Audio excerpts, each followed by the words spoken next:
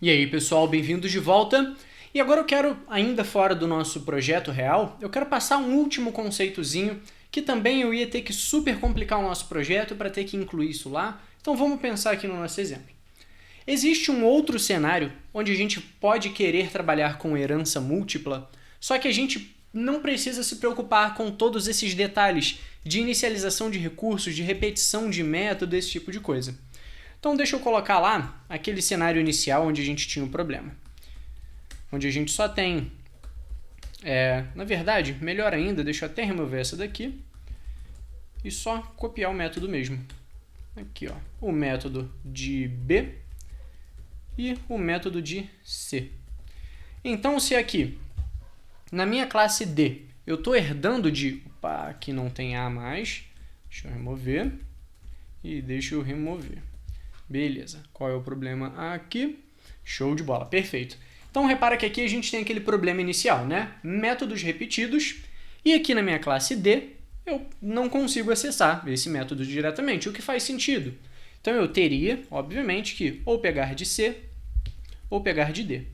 Só que existem alguns cenários onde tudo que eu quero nas classes base é garantir que qualquer classe que me herdar vai realmente implementar esse método.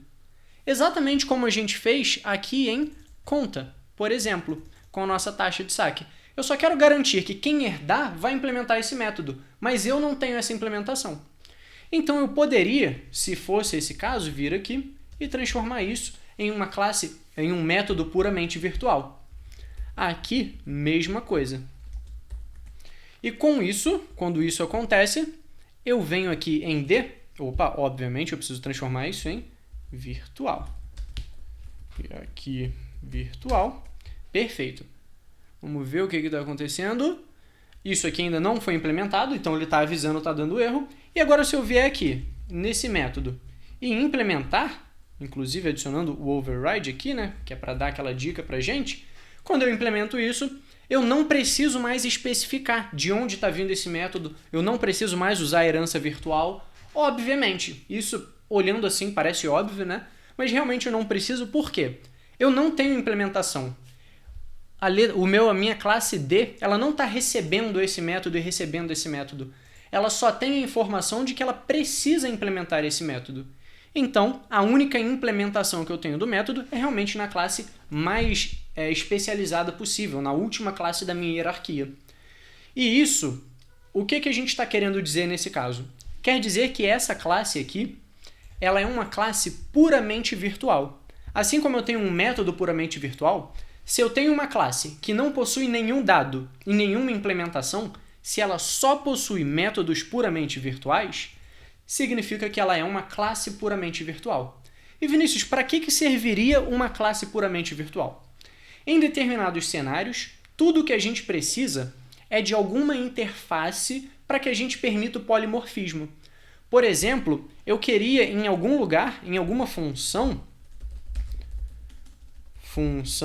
ter algum tipo, que eu vou chamar de B, que vai ser alguma variável aqui, porque eu quero poder chamar desse tipo, eu quero poder chamar o método.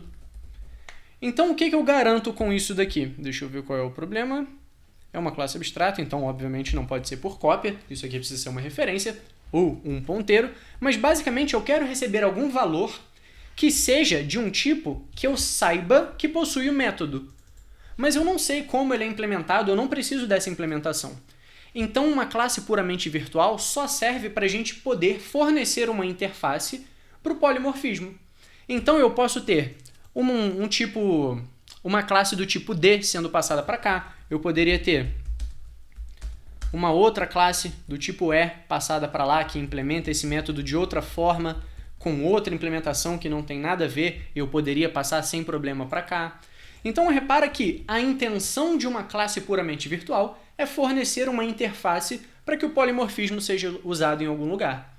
E é exatamente por causa desse termo, interface, que várias outras linguagens não permitem a herança múltipla, elas não permitem isso daqui, mas elas possuem um outro conceito chamado interface, que é muito parecido com uma classe puramente virtual. Uma interface em outras linguagens simplesmente fornece a definição de métodos sem implementação nenhuma. E assim, outras classes podem implementar várias interfaces. Então esse seria o conceito mais próximo de herança múltipla em várias outras linguagens. Mas em C++ a gente não tem esse conceito de um termo aqui, interface, justamente porque nós não precisamos. Nós temos herança múltipla em C++. Então deixa eu apagar toda essa nossa brincadeira aqui, todos esses nossos testes e voltar com nossa main. Se aqui em autenticável, se por exemplo o meu titular se autenticasse através de senha e o meu gerente se autenticasse através de um token, ou seja, a lógica é totalmente diferente. Eu poderia muito bem vir aqui, cliquei no lugar errado, em declaração, eu poderia muito bem vir aqui e ter esse método, autentica, por exemplo, como puramente virtual, não ter o construtor, e isso não ter aqui a senha armazenado. Então isso ia se tornar uma classe puramente virtual, o equivalente a uma interface. Então essa é a ideia por trás de interface, que em C++ é um pouco mais confuso, mas é importante a gente conhecer esse termo, porque ele pode ser utilizado principalmente por pessoas que vêm de outra linguagem. Então com isso a gente já tem o nosso sistema bem completo e bem complexo, então eu vou encerrar esse treinamento por aqui para você poder rever, refazer os exercícios, treinar, praticar, implementar funcionalidades novas e principalmente brincar com todo esse código que a gente já tem até aqui, beleza?